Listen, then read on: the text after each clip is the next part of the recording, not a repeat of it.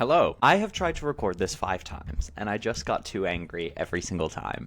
So, we're going to go through it, and I'm going to try and be as clear as possible. But if you want clarification, this is about me trying to respond to liberals. I first want to set out what I think the leftist position for liberalism is, and then kind of give the strongest possible argument or understanding of the liberal position, especially when they get angry at us, and then give a full response and added context to it, and kind of what I think the response should be.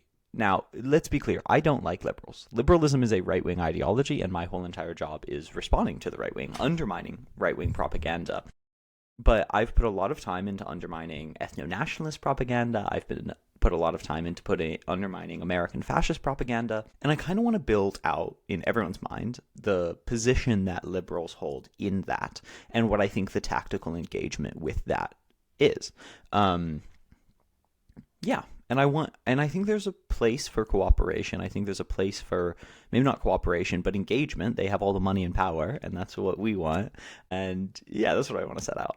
But let's be clear, we're working against them. We want to undermine the liberal aim, even if they claim that that liberal aim is peace and freedom. It's not. It's the maintenance of the capitalist structure. So that's the goal. So first of all, let's say what the leftists think of liberals. They are a right-wing ideology that work to maintain capitalism, just through a slightly different mechanism than fascism.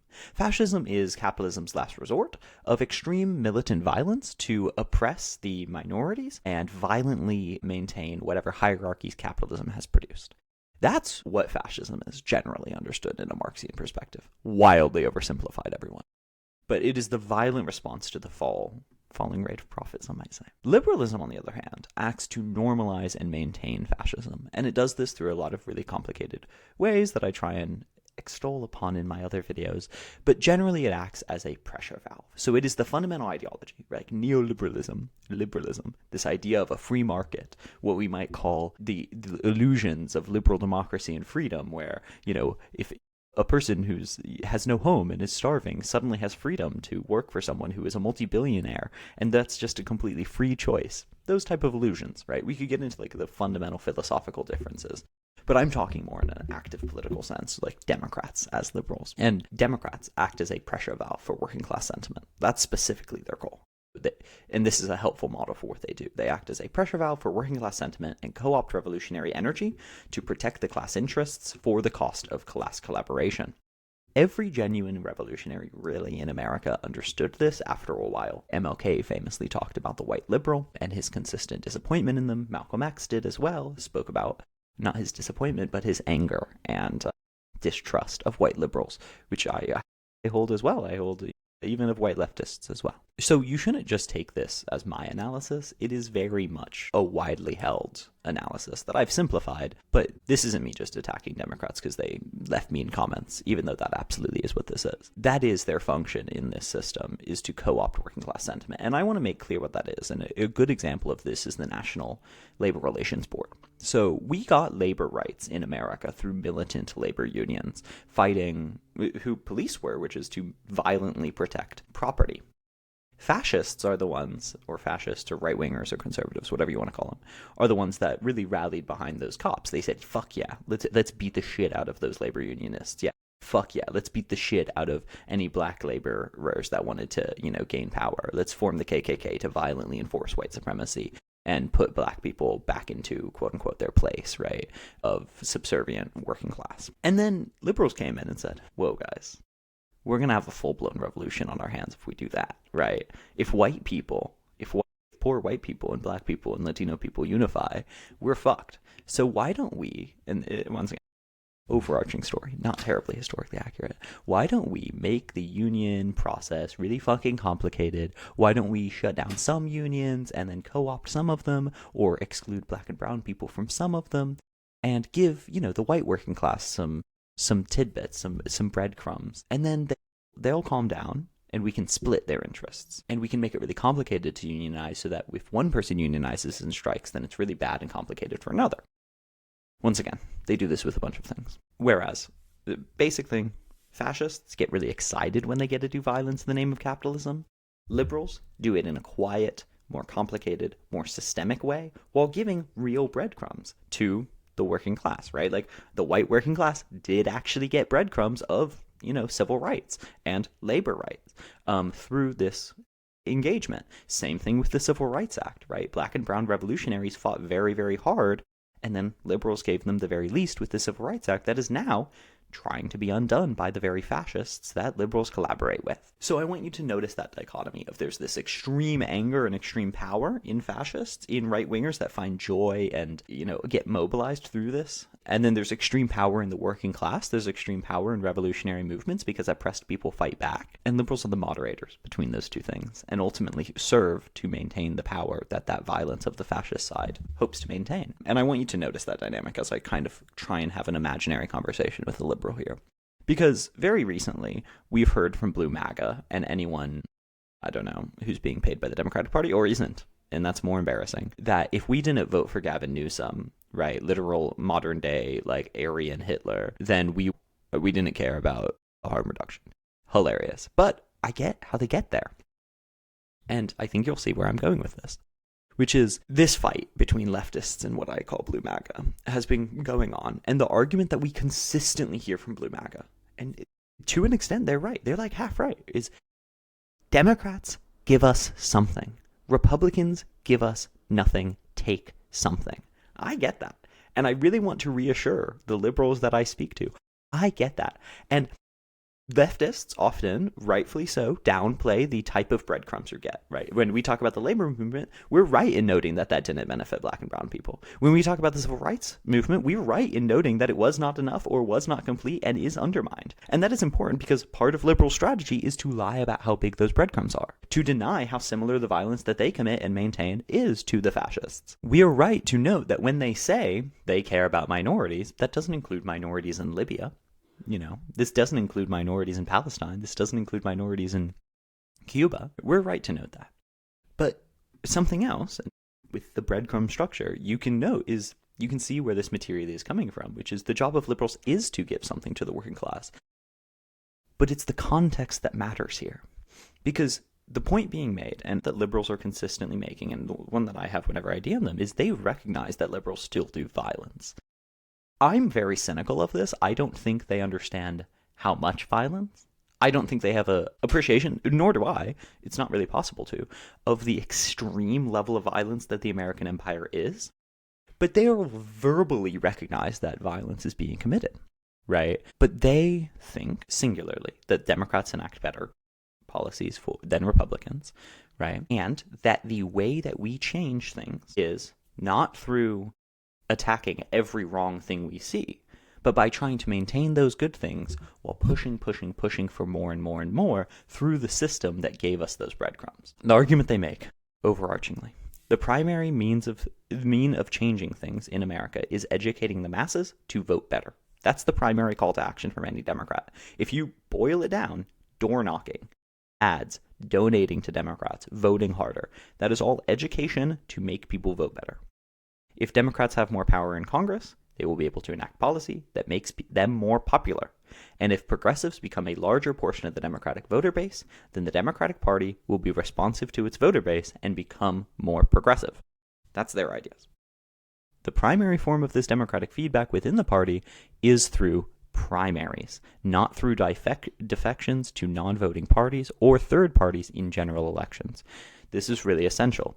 They view the gateway for the Democratic Party caring about you being a reliable voter, right? No voting or voting for a third party, in their view, weakens the power leftists have in the party because it excludes them from the base that Democrats would be responsive to. Following this model, their series of asks, or demands really, of leftists is to vote blue no matter who. That's number one. If you don't believe you should vote for Democrats, if you don't think that is the most important political engagement you can have, or the very basic one, that is the entry into your opinion mattering for what Democrats should do. Number two, your efforts and rhetoric should be used to demonstrate to moderates, right? Because if you're engaged in electoralism, moderates are the ones that Democrats are working towards. You should demonstrate to them the difference between our side and the other side, which is larger, right? If you want Democrats to win, that's how you do it. I go up to someone and say, you have two options here, one's better than the other. And you'll notice this within Midas Touch, and Parnas, Dave Pacman, etc. That is all they do, right? It is really and truly about making Trump look as bad as possible and making the Democrats look as good as possible and ignoring the commonalities between them. And insofar as they all are common, right, it is extolled as the greatness of bipartisanship. Guys, we love how well they work together on giving billions of dollars to Ukraine. We love how well they work together on giving billions of dollars to Israel, right? And the consequence of this is that even if it's true, rhetorically, not a single moment should be used to recognize the crimes of the Democrats. Even if we can all agree they exist there, right? The helpful truth is that this decreases the perceived difference between the two groups, thus demobilizing moderates and risking moving them to the other side for fringe disagreements, right? So this, I genuinely think this is what they did, right? And by the way, I want to give due respect to this point. I have helpful truths. I have things I don't talk about because I don't think it's helpful. I have things I do talk about because I think it's helpful. I understand saying talking about this causes more harm than is good, and if it is not in line with my theory of change, I won't do it. I talked for a long time about this with Iran. Choice of narrative is not merely what do I believe to be true. Choice of narrative is also what is my theory of change? How does this rhetoric fit into my theory of change? And I think there is, not a good one, but an argument for if your theory of change is merely to take moderates in, then don't recognize the harms that your party's doing, because that could alienate moderates, or it could demobilize them. Not just saying, well, we're better than Republicans, but moderates saying, well, I might as well not vote anyway if there's no difference between them. That's the argument, okay? I think that's the most charitable I can conceivably be to the Democrats. Now, where's the disagreement? Where do I disagree with them, right? I disagree with almost every single portion. I'll address this in two parts. First of all, do I believe that this is something that would work? Do I believe this is a good theory of change? No. Do I believe that this is actually what's happening? Also, no. So I think there are two things here. I, number one, disagree on a principled level that this is a good idea. I don't think this would work. And number two, I think it's a lie. I think it is a fantasy made up by more powerful people in the party that actually have a different theory of change. And that theory of change is not changing. I actually believe the Democratic Party and the liberal institution and establishment say this because they need to tell people how they're going to change things, but their interests are actually aligned with getting absolutely nothing done. If you bring that into your analysis, then it shows that the previous theory of change is even worse. So first of all, let's address it on its claimed merits. First, it premises that America is a democracy. It's not. America is not a democracy. It is a hegemonic oligarchic empire. Those in Iraq, Palestine, and Libya do not get to vote in American elections despite being effectively ruled by the American empire. Both parties are entirely funded by billionaire donors to whom they are statistically almost singularly responsive. This system legally and structurally rejects millions of people's right to vote by merit of criminalizing them, labeling them as non-citizens, a label that ought to be worn with pride as it relates to a criminal genocidal empire, or pushes such mass media into their brains that their opinions are not representative of their own in any meaningful moral sense. It divorces the material. Number two, it divorces the material from the ideological. Right? They cannot divorce how people act within an electoral system from the material interests that influence the electoral system. That is to say, this strategy completely ignores the billions of dollars that go into influencing people's votes. The material interests of one policy over another and the economy that fuels it all. These types of arguments only recognize billionaires as being affected by policies. If we tax the wealthy, then they will just leave and that will hurt us, right? That's what we hear all the time from moderates, and refuse to recognize how billionaires affect policy. Billionaires threatening to leave if we force them to pay their fair share is undemocratic itself. Complete inverse. I view the second one, right? I recognize how economic power and political power are necessarily entrenched. Liberals are not as willing to recognize that because this whole entire premise is upon us being a democracy. If they think we're not a democracy, then they have to change their approach. If you can't just vote your way out, then we need to start discussing other things, and that's scary. Third, and a consequence of the second, it focuses merely on the tools presented to us by a hegemonic empire. Civil, legal elections, periodic elections, with occasional perfectly legal and non-disruptive protests. All else is criminalized or otherwise dismissed by the cop that has been forced into our brains. And by the way they enforce this ideologically, and with the language of power, is if we don't follow this, we will lose the breadcrumbs that the Democrats give us. That is the cost. I want you to notice that. That is the cost. So we all want to change things. allegedly. Except for the multi-billionaires, right? Everyone wants to change things. Everyone's kind of unhappy. But the argument that's being had when you say, but Democrats are better, but we need to accommodate moderates, is if we don't, we will lose the breadcrumbs that the Democrats give us. And they're right. There is a material cost to that. I just don't think I don't think that we're having an honest discussion.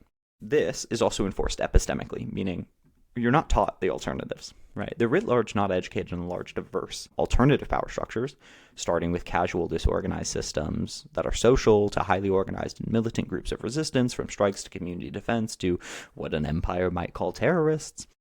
But they are militant against learning from them by meritive terms such as terrorism, criminal, thug, which have been used as a slur to engage in any of them. So basically what's happening is they have a defense against other non-electoral actions, from the most basic, which is they're not aware of it, to if they are aware of it, they slur and criminalize it, to even if they think it would be a good thing to do, they recognize a material cost to it, which is itself a form of criminalization. So they have multiple layers ideologically defending against other actions.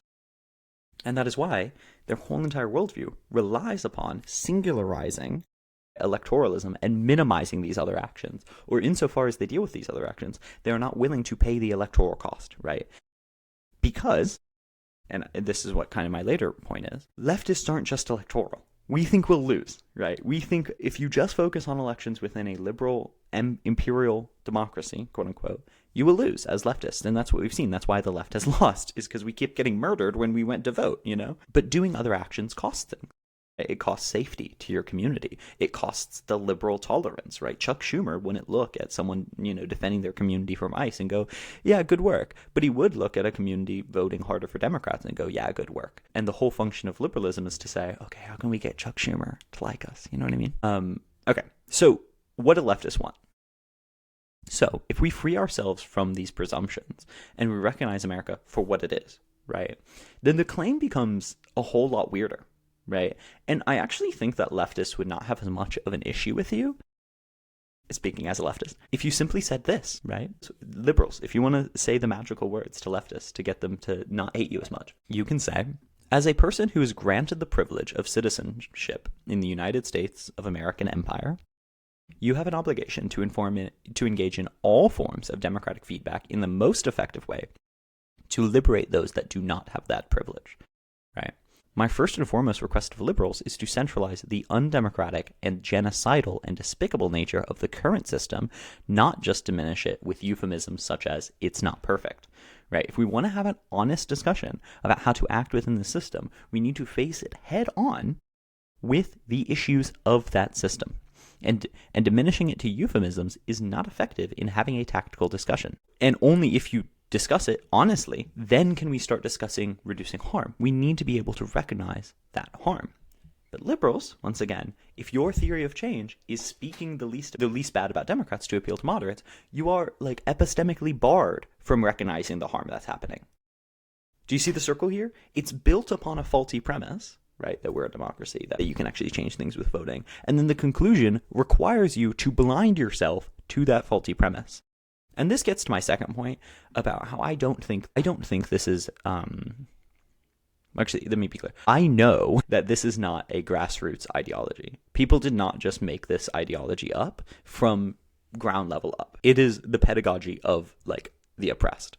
It is internalizing systems of power and justifying them. And that is why when you take it in full, it doesn't actually make sense. It doesn't actually make sense to blind yourself from truths, Democrats being evil, etc., or enabling a horrible system, or not speaking poorly about a horrible system in a way that prevents you from critiquing the very premises of the thing that made you conclude on rejecting that truth.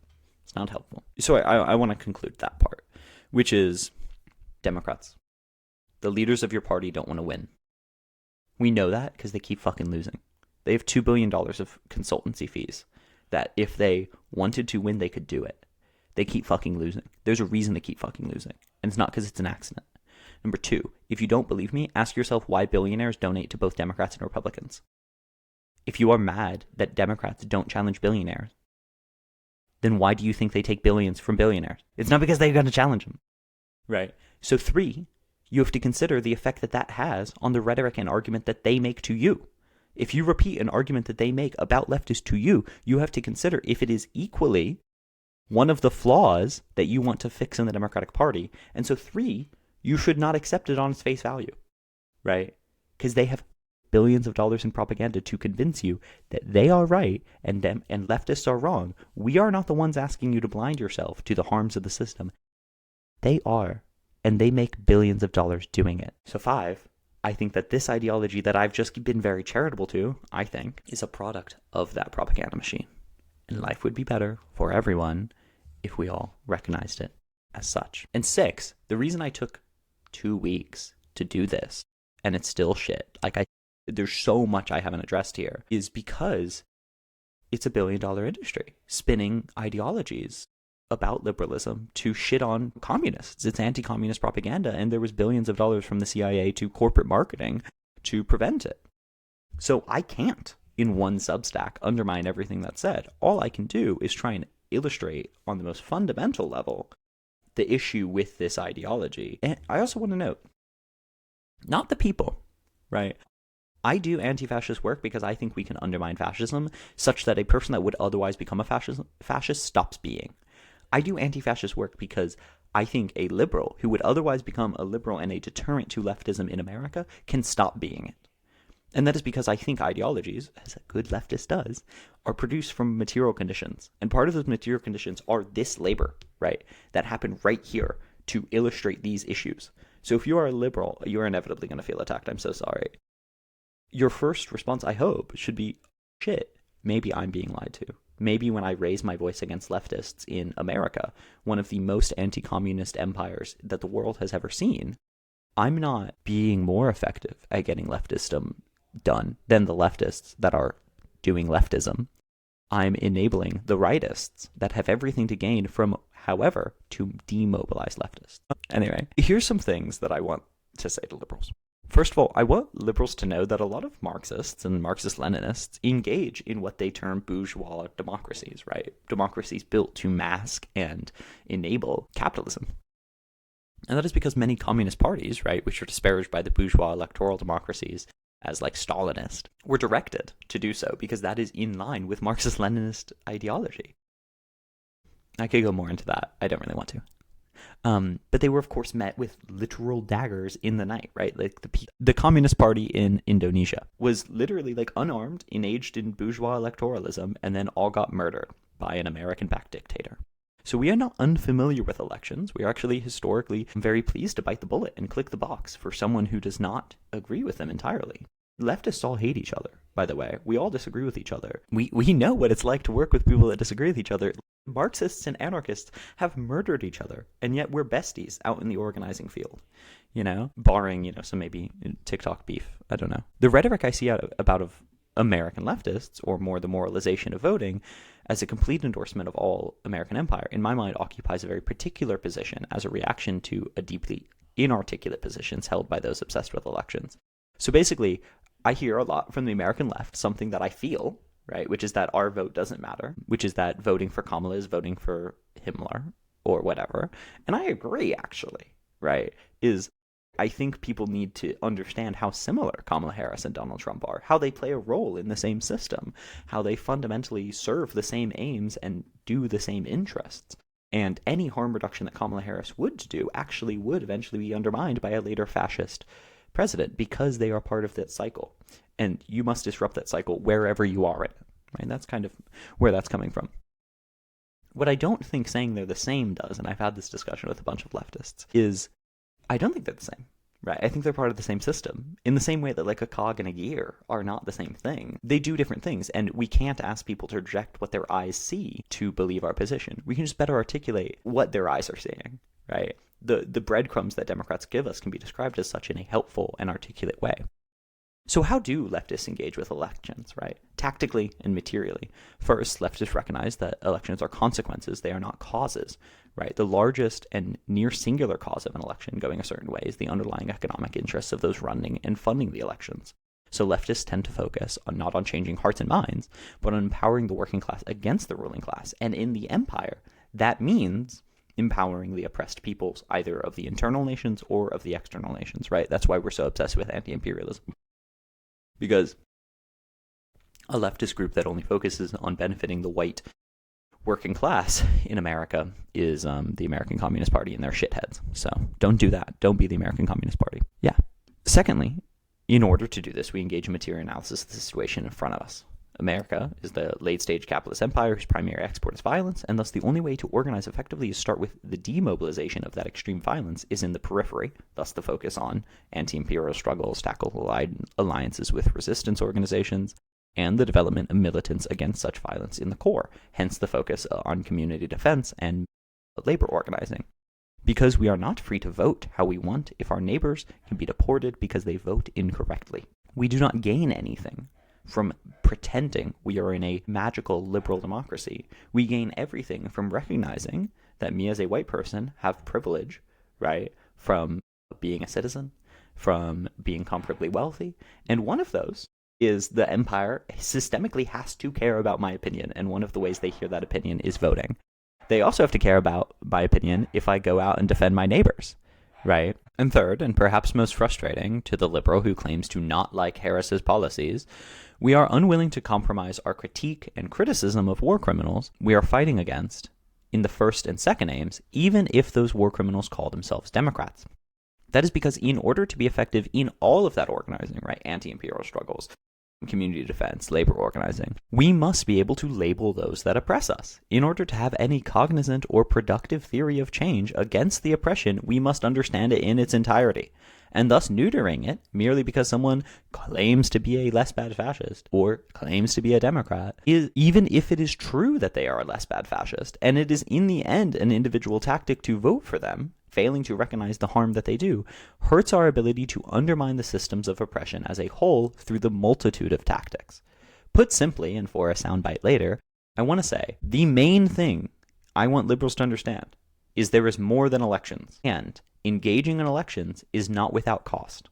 If I fail to critique war criminals that call themselves Democrats, I fail to stand in solidarity with the Palestinians that died from democratically elected, Democrat-funded bombs. I fail to stand in solidarity with the Libyans, whose lives were made notably worse by the murdering of Gaddafi, done by a Democrat. I fail to stand in solidarity with the Syrians, whose lives were made notably worse between Democrats and Republicans. I fail to stand in solidarity with the working class Americans that were destroyed by Democratic policies.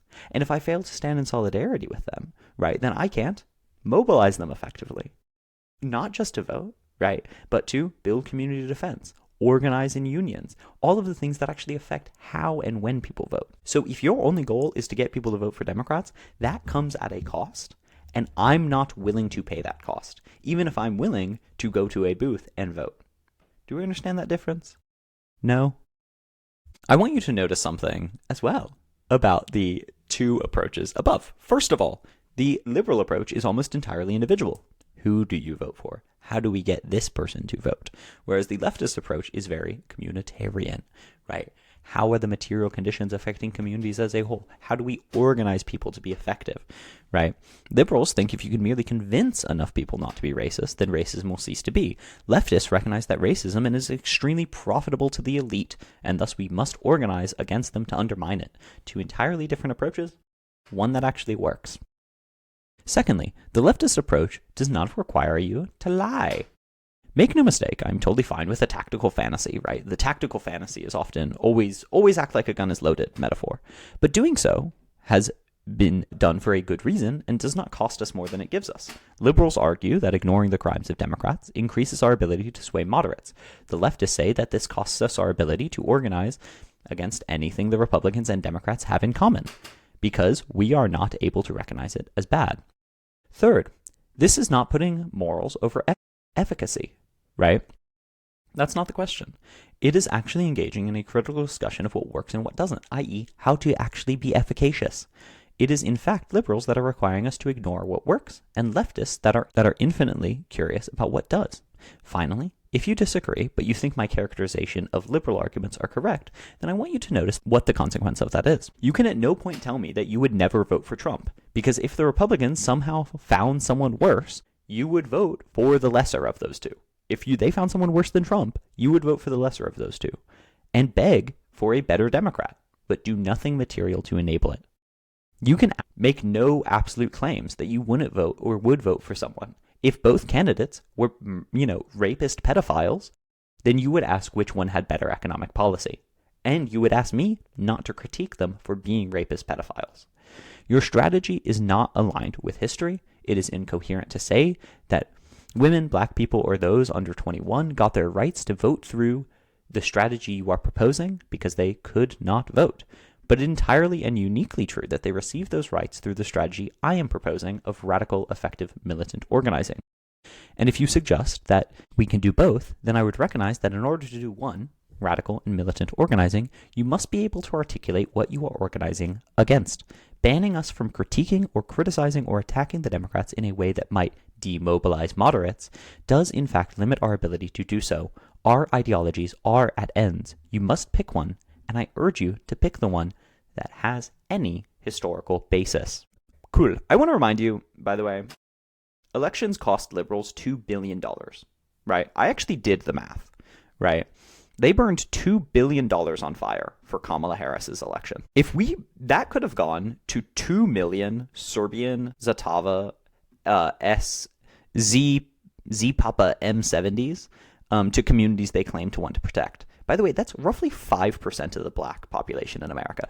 With just Kamala Harris's election, we could have armed 5% of the black population in America. I think that would have been a more effective bulwark against fascism. Just saying. Now, I admit, of course, that this is ignoring the fact that the money would not have been spent on such effective revolutionary things, but it would go specifically to electoral purposes. But I want to note that this is admitting that when presented with a better, more revolutionary, more effective thing to do, they are choosing not to do it, which makes you question why. Why is money being thrown into electoralism and not extremely powerful community defense?